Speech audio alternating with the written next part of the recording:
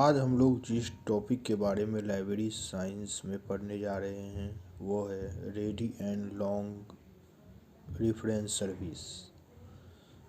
Ready reference service और long reference service, ये दोनों में क्या अंतर है, आज हम लोग उसके बारे में डिटेल से पढ़ेंगे। सबसे पहले अगर हम फैक्टर की बात करते हैं तो टाइम को अगर लेते हैं तो रेडी रेफरेंस सर्विस, जिसे हमें शीघ्र तत्काल संदर्भ सेवा भी कहते हैं, इस सेवा को प्रदान करने में न्यूनतम समय लगता है।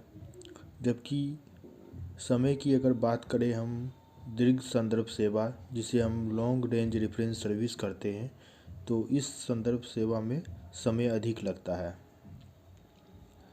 एक दिन, एक सप्ताह या एक महीना भी लग सकता है।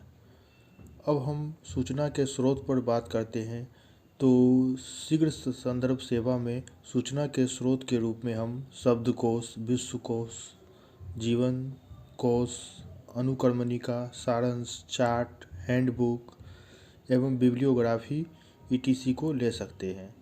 जबकि लॉन्ग रेंज रेफरेंस सर्विस में पत्र पत्रिकाएं, संग्रहालय, पंपलेट, साधारण कृतियाँ, अप्रकाशित सामग्री, सारांश आदि का प्रयोग किया जाता है। इसी प्रकार सूचना की प्रकृति, यानी जिसे हम नेचर ऑफ इंफॉर्मेशन कहते हैं, तो रेडी रेफरेंस सर्विस में इस सेवा के अंतर्गत पूछे गए प्रश्न जो है वो तथ्यात्मक रूप में होते हैं। जैसे कि बिहार की कुल जनसंख्या कितनी है, बिहार और झारखंड के पुस्तकालय विज्ञान के जनक कौन है, भारतीय महिला क्रिकेट टीम के कप्तान कौन है, इस टाइप के प्रश्न आते हैं। जबकि यही दीर्घ संदर्भ सेवा में सूचना की प्रकृति जो होती है वो विश्लेषणात्मक होती है या जटिल प्रकृति के हो सकते हैं। जैसे न्यायपालिका व विधायिका के बीच टकराव की स्थिति की समीक्षा या बिहार पुस्तकालय अधिनियम 2008 की समीक्षा, इस टाइप के प्रश्न आ सकते हैं। अब हम पाठक की प्रकृति के बारे में बात करते हैं, या जिसे हम नेचर ऑफ रीडर कहते हैं। तो शीघ्र संदर्भ सेवा में पाठक की प्रकृति जो होती हैं वो सामान्य टाइप के होते हैं। जबकि वही दीर्घ संदर्भ सेवा में पाठक की प्रकृति जो होती है वो विशिष्ट श्रेणी के होते हैं, जैसे कि शोधकर्ता, वैज्ञानिक, विषय विशेषज्ञ आदि।